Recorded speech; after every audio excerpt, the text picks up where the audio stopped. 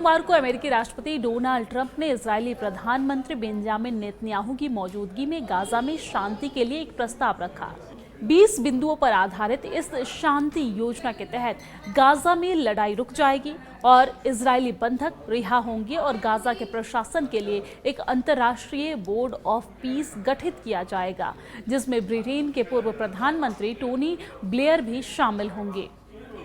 राष्ट्रपति ट्रंप ने white house में एक प्रेस वार्ता में इस शांति योजना की घोषणा करते हुए इसे ऐतिहासिक कदम बताया है और इस दौरान प्रधानमंत्री नेतन्याहू ने कहा है कि वो इस योजना का समर्थन करते हैं और इससे इजरायल के युद्ध से जुड़े मकसद पूरे होंगे।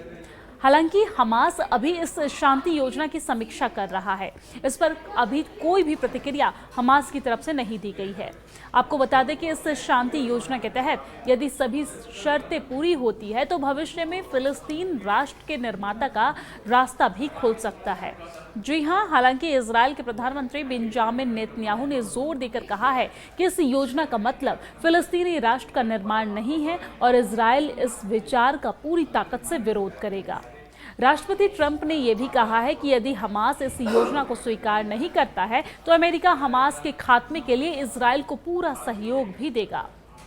गाजा के लिए शांति योजना की घोषणा से पहले इजरायली प्रधानमंत्री ने व्हाइट हाउस में मौजूद रहते हुए कतर के प्रधानमंत्री शेख मोहम्मद बिन को फोन किया और इस कॉल में अमेरिकी राष्ट्रपति डोनाल्ड ट्रंप भी शामिल थे।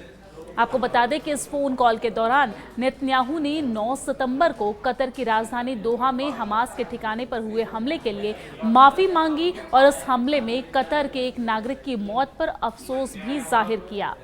कतर हमास और इजरायल के बीच शांति वार्ता का मध्यस्थ रहा और कतर ने फिर से शांति वार्ता में शामिल होने के लिए इजरायल के माफी मांगने की शर्त रखी थी।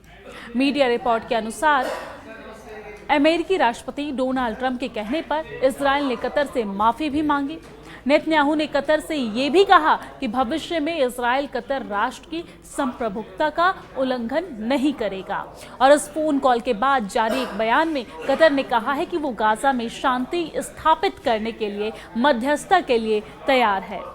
और इस घटनाक्रम में 2 दिन पहले ही 26 सितंबर को संयुक्त राष्ट्र महासभा में दिए गए अपने भाषण में नेतन्याहू ने कहा था कि अगर हमास हमारी शर्तें मान लेता है तो युद्ध अभी समाप्त हो जाएगा, गाजा का असैन्यकरण होगा, इजरायल सुरक्षा नियंत्रण अपने पास रखेगा और हमारे बंधक वापस लौट आएंगे। गाजा में बड़े बड़े स्पीकर लगाकर नेतन्याहू के भाषण को सीधा प्रसारित किया गया था। आपको बता दें कि नेतन्याहू ने हमास से जोर देकर कहा था कि तुरंत बंधकों को रिहा करो, अगर ऐसा करोगे तो जिंदा रहोगे, अगर तुम ऐसा नहीं करोगे तो इजरायल तुम्हें चुन चुन कर मारेगा। वही ट्रंप के साथ शांति योजना की घोषणा के समय नेतन्याहू ने यह भी कहा कि यदि हमास इस प्रस्ताव को नकारता है तो इजरायल गाजा में अपना काम पूरा करेगा। 7 अक्टूबर 2023 को हमास ने इजरायल पर हमला किया था और 1000 से अधिक इजरायली नागरिकों की हत्या की थी और 250 से अधिक को बंधक भी बना लिया था। हमास के साथ संघर्ष विराम समझौते पर IDF के प्रयोगों से अभी तक 207 बंधक इजरायल लौट चुके हैं और अभी भी गाजा में 48 बंधक हैं, जिसमें से 20 जीवित बताए जा रहे हैं, 28 की मौत हो चुकी है। 7 अक्टूबर के हमले के बाद इजरायल ने गाजा में हमास को खत्म करने के मकसद से जवाबी सैन्य अभियान शुरू किया था और इस अभियान में अब तक 66,000 से अधिक फिलिस्तीनी मारे गए हैं। इसमें से आधी से अधिक बच्चे और महिलाएं शामिल हैं। इसके अलावा 1,68,000 से अधिक फिलिस्तीनी घायल हुए हैं। तो वैसे में सवाल यह है कि नेतन्याहू ने कतर से माफी क्यों मांगी? आपको बता दें कि नेतन्याहू ने फोन कॉल पर कतर से माफी मांगी और ये दुर्लभ है जब इजरायल या नेतन्याहू ने मध्य पूर्व के किसी राष्ट्र से माफी मांगी हो। इससे पहले 2010 में नेतन्याहू ने गाजा में मदद के लिए जा रहे तुर्की के मावी मारमारा पर हमले के लिए तुर्की से माफी मांगी थी। विश्लेषक मानते हैं कि कतर पर हमले के बाद नेतन्याहू अंतर्राष्ट्रीय जगत में अलग थलग पड़ गया था और इसलिए उन्होंने कतर से माफी मांगी। संयुक्त राष्ट्र में जब नेतन्याहू ने अपना संबोधन शुरू किया था तब अधिकतर देशों के प्रतिनिधि इसके विरोध में हॉल से निकलकर बाहर चले गए थे।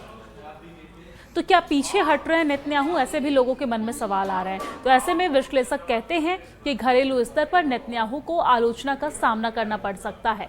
अंतर्राष्ट्रीय मामलों के जानकार कहते हैं कि ये नेतन्याहू के सहयोगियों के घोषित स्टैंड के खिलाफ है।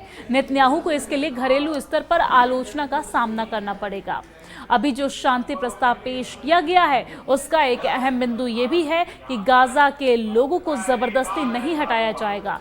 मंगलवार को दिए गए एक बयान में नेतन्याहू ने कहा कि गाजा के लिए लोग अपनी मर्जी से इलाका छोड़कर या फिर यहां वापस आने के लिए स्वतंत्र होंगे। इसके अलावा गाजा की सुरक्षा के लिए अंतर्राष्ट्रीय बलों की तैनाती का प्रस्ताव भी इसमें शामिल है। जानकार ये भी कहते हैं कि नेतन्याहू अपने हाईलैंड एजेंडे से पीछे हटते दिख रहे हैं। कतर पर हमले के बाद नेतन्याहू और इजरायली सरकार ने कहा था कि उसके लिए सबसे अपने राष्ट्र की सुरक्षा है, सबसे पहले उनके लिए राष्ट्र की सुरक्षा है। नेतन्याहू ने कतर में अपनी गलती मानी और अब शांति योजना के लिए सहमति दी है। एक तरह से वो समझौता करते दिख रहे हैं यहाँ पर। तो ऐसे में सवाल ये भी है कि क्या नेतन्याहू ने हमास पर दांव चला है, क्योंकि जिस तरीके से उसने यहाँ पर माफी मांगी इसके बाद अब सवाल तमाम उठते हैं। तो हमास ने अभी इस प्रस्ताव पर प्रतिक्रिया नहीं दी है। हालांकि विश्लेषक मान रहे हैं कि बहुत संभव है कि हमास इस प्रस्ताव को नकार दे। दरअसल हमास और इजराइल के बीच कभी भी भरोसा नहीं रहा है। न तो हमास इजराइल पर भरोसा करता है और न ही इजराइल हमास पर भरोसा करता है। इससे पहले भी जब संघर्ष विराम हुए तो वो बहुत कारगर नहीं रहे।